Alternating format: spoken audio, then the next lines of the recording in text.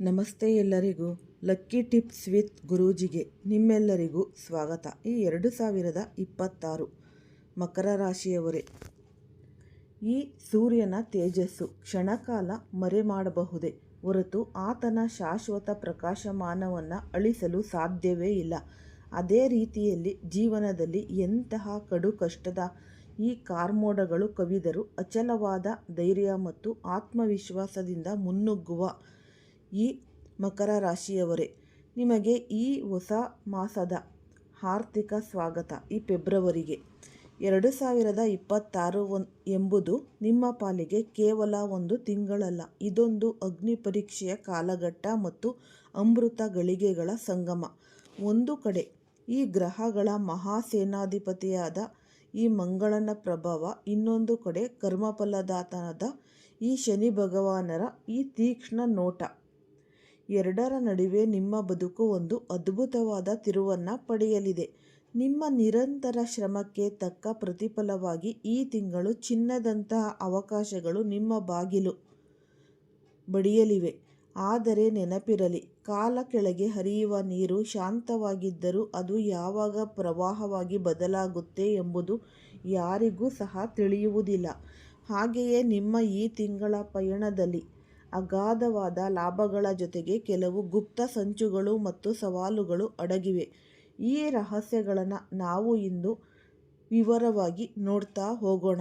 ಈ ವಿಡಿಯೋ ಫಸ್ಟಿಂದ ಹಿಡಿದು ಕೊನೆ ತನಕ ಸ್ಕಿಪ್ ಮಾಡ್ದಲೇ ನೋಡಿದ್ರೆ ತುಂಬಾ ಉಪಯುಕ್ತವಾದ ಮಾಹಿತಿ ನಿಮಗೆ ಲಭಿಸುತ್ತೆ.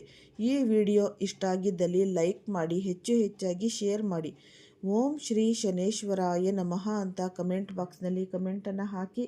ಇಲ್ಲಾಂದರೆ ನಿಮ್ಮ ಮನೆ ದೇವರು, ನಿಮ್ಮ ಕುಲದೇವರ ಹೆಸರನ್ನು ಈ ಕಮೆಂಟ್ ಬಾಕ್ಸ್ನಲ್ಲಿ ಹಾಕಿ. ಈ ರಹಸ್ಯಗಳನ್ನು ನಾವು ಇವಾಗ ನೋಡ್ತಾ ಹೋಗೋಣ.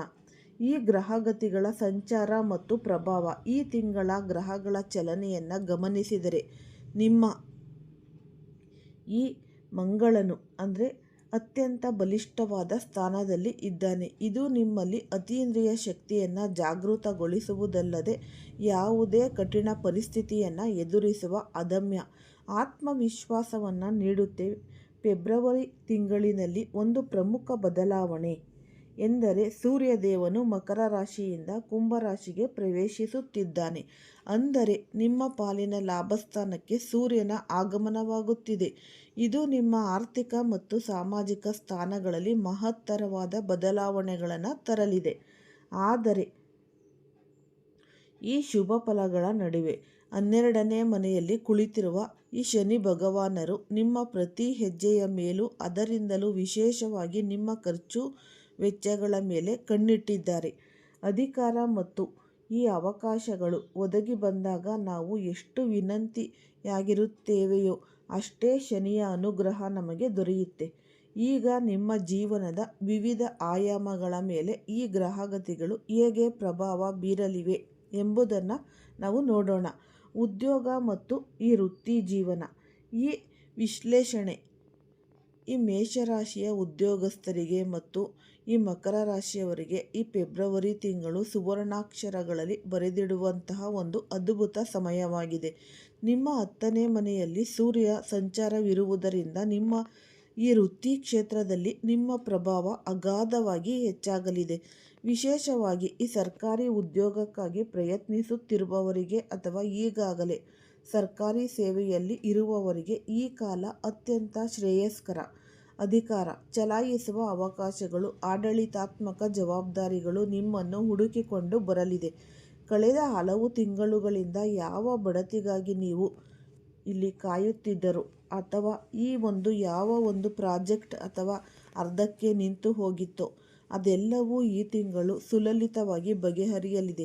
ನಿಮ್ಮ ಕೆಲಸದ ವೇಗ ಮತ್ತು ಕಾರ್ಯವೈಖರಿಯನ್ನು ಕಂಡು ನಿಮ್ಮ ಸಹೋದ್ಯೋಗಿಗಳು ಅಚ್ಚರಿ ಪಡುತ್ತಿದ್ದಾರೆ.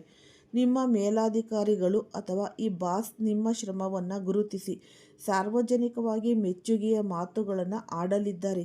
ಮುಖ್ಯವಾಗಿ ಪೊಲೀಸ್ ಇಲಾಖೆ, ರಕ್ಷಣಾ ಪಡೆ ಅಂದರೆ ಆರ್ಮಿ ಅಥವಾ ತಾಂತ್ರಿಕ ಕ್ಷೇತ್ರಗಳಲ್ಲಿ ತೊಡಗಿಸಿಕೊಂಡಿರುವ ಈ ರಾಶಿಯವರಿಗೆ ಈ ತಿಂಗಳು ಅಭೂತಪೂರ್ವ ಯಶಸ್ಸು ಸಿಗಲಿದೆ. ಆದರೆ ಇಲ್ಲಿ ಒಂದು ಮೆಚ್ಚುಗೆಯ ಮಾತು. ಅಧಿಕಾರ ಮತ್ತು ಮನ್ನಣೆ ಸಿಕ್ಕಾಗ ಅಹಂಕಾರ ತಲೆಗೇರಬಾರದಂತೆ ನೋಡಿಕೊಳ್ಳಿ. ನಿಮ್ಮ ಕೆಳ ಹಂತದ ನೌಕರರೊಂದಿಗೆ ಅಥವಾ ನಿಮ್ಮ ಕೈ ಕೆಳಗೆ ಕೆಲಸ ಮಾಡುವವರೊಂದಿಗೆ ಪ್ರೀತಿ ಮತ್ತು ಗೌರವದಿಂದ ವರ್ತಿಸಿ. ಒಂದು ವೇಳೆ ನೀವು ಉದ್ದಟತನ ತೋರಿದರೆ ಶನಿಯ ವಕ್ರದೃಷ್ಟಿ ನಿಮ್ಮ ಘನತೆಗೆ ಕುಂದು ತರಬಹುದು. ನೆನಪಿರಲಿ, ವಿನಯವೇ ನಿಮ್ಮ ನಿಜವಾದ ಆಭರಣ. ವ್ಯಾಪಾರ ಮತ್ತು ವ್ಯವಹಾರದ ಜಗತ್ತು. ವ್ಯಾಪಾರಸ್ಥರ ಪಾಲಿಗೆ ಈ ತಿಂಗಳು ಲಾಭದ ಹೊಳೆಯೇ ಹರಿಯುವ ಮುನ್ಸೂಚನೆ ಇದೆ. ಸೂರ್ಯನು ಲಾಭಸ್ಥಾನಕ್ಕೆ ಪ್ರವೇಶಿಸುತ್ತಿರುವುದರಿಂದ ವ್ಯಾಪಾರದಲ್ಲಿ ಹೊಸ ಚೈತನ್ಯ ಮೂಡಲಿದೆ. ಬಹುಕಾಲದಿಂದ ಮಾರಾಟವಾಗದೆ ಧೂಳು ಹಿಡಿದಂತಹ ಹಳೆಯ ಈ ಸ್ಟಾಕ್ಗಳು ಈ ತಿಂಗಳು ಕ್ಲಿಯರ್ ಆಗಲಿವೆ. ಇದು ನಿಮ್ಮ ಕೈಯಲ್ಲಿ ಹಣದ ಹರಿವನ್ನು ಹೆಚ್ಚಿಸುತ್ತೆ. ಹೊಸ ಈ ಆರ್ಗೆಟಿಕ್ಗಳು ನಿಮ್ಮನ್ನು ಹುಡುಕಿಕೊಂಡು ಬರಲಿವೆ. ಇದು ನಿಮ್ಮ ಮಾರುಕಟ್ಟೆಯ ವ್ಯಾಪ್ತಿಯನ್ನು ವಿಸ್ತರಿಸಲು ಸಹಾಯ ಮಾಡುತ್ತೆ. ಈ ರಿಯಲ್ ಎಸ್ಟೇಟು, ಭೂಮಿ ಖರೀದಿ ಮಾರಾಟ ಮತ್ತು ಈ ಕಟ್ಟಡ ನಿರ್ಮಾಣ ಕ್ಷೇತ್ರದಲ್ಲಿರುವ ಈ ರಾಶಿಯವರಿಗೆ ಇದು ಒಂದು ಜಾಕ್ಪಾಟ್ ಹೊಡೆದಂತೆ. ಈ ಭೂಮಿಗೆ ಸಂಬಂಧಿಸಿದ ವ್ಯವಹಾರಗಳಲ್ಲಿ ಅನಿರೀಕ್ಷಿತ ಲಾಭದ ಸಾಧ್ಯತೆಗಳಿವೆ. ಆದರೆ ಪಾಲುದಾರಿಕೆ ಅಥವಾ ಈ ಪಾರ್ಟ್ನರ್ಶಿಪ್ ವ್ಯವಹಾರ ಮಾಡುವವರು ಅತ್ಯಂತ ಜಾಗರೂಕರಾಗಿ ಇರಬೇಕು. ನಿಮ್ಮ ಪಾಲುದಾರರು ನಿಮ್ಮ ಈ ಬೆನ್ನು ಹಿಂದೆ ಕೆಲವು ನಿರ್ಧಾರಗಳನ್ನು ತೆಗೆದುಕೊಳ್ಳುವ ಅಥವಾ ಗುಪ್ತವಾಗಿ ಏನಾದರೂ ಮಾಡುವ ಸಾಧ್ಯತೆ ಇದೆ. ಆದ್ದರಿಂದ ಯಾವುದೇ ಕಾನೂನುಬದ್ಧ ದಾಖಲೆಗಳಿಗೆ ಸಹಿ ಹಾಕುವ ಮೊದಲು ಒಂದಲ್ಲ ಒಂದು ಬಾರಿ ನೋಡಿ. ಆಪ್ತರೆಂಬ ಕಾರಣಕ್ಕೆ ಕಣ್ಣು ಮುಚ್ಚಿ ನಂಬುವುದು ಈ ತಿಂಗಳು ನಿಮಗೆ ಅಪಾಯಕಾರಿಯಾಗಬಹುದು. ಪ್ರತಿಯೊಂದು ಆರ್ಥಿಕ ವಹಿವಾಟಿನ ಮೇಲೆ ನಿಮ್ಮ ನೇರ ನಿಗಾ ಇರಲಿ. ಈಗ ನಾವು ಈ ತಿಂಗಳ ಅತ್ಯಂತ ನಿರ್ಣಾಯಕ ವಿಷಯವಾದ ಹಣಕಾಸು ಅಥವಾ ಈ ಆರ್ಥಿಕ ಸ್ಥಿತಿಯ ಬಗ್ಗೆ ನೋಡೋಣ. ಈ ಮೊದಲೇ ನಾನು ಸೂಚಿಸಿದಂತೆ ಇಲ್ಲಿಯೇ ಅಸಲಿ ಟ್ವಿಸ್ಟ್ ಅಡಗಿದೆ. ಅಂದರೆ ಫೆಬ್ರವರಿ ತಿಂಗಳಲ್ಲಿ ನಿಮ್ಮ ಆದಾಯದ ಮೂಲಗಳು ಗಣನೀಯವಾಗಿ ಹೆಚ್ಚುತ್ತವೆ ಎಂಬುದರಲ್ಲಿ ಸಂಶಯವೇ ಇಲ್ಲ. ಬಹುದಿನಗಳಿಂದ ಯಾರೋ ಕೊಡಬೇಕಾಗಿದ್ದ ಈ ಮೊತ್ತವು ಅನಿರೀಕ್ಷಿತವಾಗಿ ನಿಮ್ಮ ಕೈ ಸೇರಲಿದೆ. ಈ ಲಾಟರಿ ಆಗಿರ್ಬೋದು, ಶೇರ್ ಮಾರ್ಕೆಟ್ ಆಗಿರ್ಬೋದು ಅಥವಾ ಈ ಹಳೆ ಹೂಡಿಕೆಗಳಿಂದ ಹಠಾತ್ ಲಾಭಾಂಶ ಬರುವ ಯೋಗವಿದೆ. ಆದಾಯದ ದೃಷ್ಟಿಯಿಂದ ನೀವು ರಾಜರಂತೆ ಅನುಭವಿಸುತ್ತೀರಿ. ಆದರೆ ನಾಣ್ಯದ ಇನ್ನೊಂದು ಮುಖವನ್ನು ನಾವು ಮರೆಯುವಂತಿಲ್ಲ. ನಿಮ್ಮ ಈ ಜಾತಕ 12ನೇ ಮನೆಯಲ್ಲಿ ಕುಳಿತಿರುವ ಶನಿದೇವನು ವ್ಯಯ ಅಥವಾ ಖರ್ಚಿನ ಕಾರಕನಾಗಿದ್ದಾನೆ. ಅಂದರೆ ಒಂದು ಕೈಯಿಂದ ಹಣ ಬಂದರೆ ಇನ್ನೊಂದು ಕೈಯಿಂದ ಅದು ನೀರಿನಂತೆ ಹರಿದು ಹೋಗುವ ಸಾಧ್ಯತೆ ಹೆಚ್ಚು. ಅನಗತ್ಯ ಈ ಮನೆ ರಿಪೇರಿ, ವಾಹನಕ್ಕೆ ಸಂಬಂಧಿಸಿದ ಖರ್ಚುಗಳು ಅಥವಾ ಕುಟುಂಬದಲ್ಲಿ ನಡೆಯುವ ಶುಭ ಸಮಾರಂಭಗಳಿಗಾಗಿ ನೀವು ಅಂದುಕೊಂಡದಕ್ಕಿಂತ ಹೆಚ್ಚಿನ ಹಣ ವ್ಯಯವಾಗಲಿದೆ. ಈ ಸಮಯದಲ್ಲಿ ಈ ಜಂಬ ಅಥವಾ ಆಡಂಬರಕ್ಕಾಗಿ ಬೆಲೆಬಾಳುವ ಐಷಾರಾಮಿ ವಸ್ತುಗಳನ್ನು ಖರೀದಿಸಲು ಹೋಗಬೇಡಿ. ಈ ತಿಂಗಳು ನೀವು ಮಾಡುವ ಪ್ರತಿಯೊಂದು ಉಳಿತಾಯವು ನಿಮ್ಮ ಭವಿಷ್ಯದ ರಕ್ಷಾ ಕವಚವಾಗಲಿದೆ. ಹಣದ ನಿರ್ವಹಣೆಯಲ್ಲಿ ಶಿಸ್ತು ಅಳವಡಿಸಿಕೊಳ್ಳುವುದು ಈ ತಿಂಗಳ ಅತಿ ದೊಡ್ಡ ಪಾಠ. ಆರೋಗ್ಯ ಮತ್ತು ದೈಹಿಕ ಜಾಗೃತಿ. ಆರೋಗ್ಯವೇ ಭಾಗ್ಯ ಎಂಬ ಈ ನಾಡುನುಡಿಯಂತೆ ಈ ರಾಶಿಯವರು ಈ ತಿಂಗಳು ತಮ್ಮ ದೇಹದ ಕಡೆಗೆ ಹೆಚ್ಚಿನ ಗಮನ ಹರಿಸಬೇಕಿದೆ.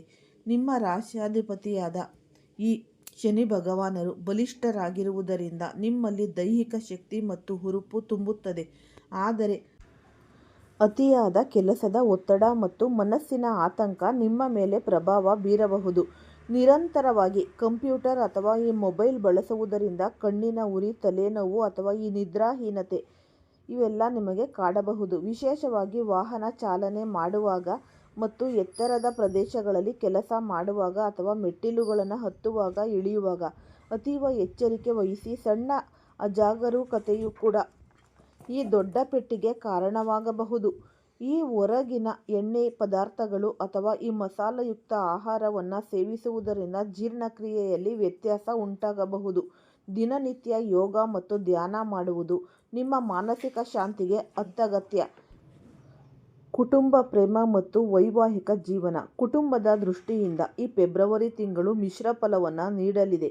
ನಿಮ್ಮ ನಿಖರ ಭವಿಷ್ಯ ಹೇಳುತ್ತದೆ. ಮನೆಯಲ್ಲಿ ಈ ಸಕಾರಾತ್ಮಕ ವಾತಾವರಣವಿರಲಿದ್ದು ಯಾವುದಾದರೂ ಈ ಮಂಗಳ ಕಾರ್ಯಗಳು ಅಥವಾ ಈ ಶುಭ ಸಮಾರಂಭಗಳು ನಡೆಯುವ ಸೂಚನೆ ಇದೆ.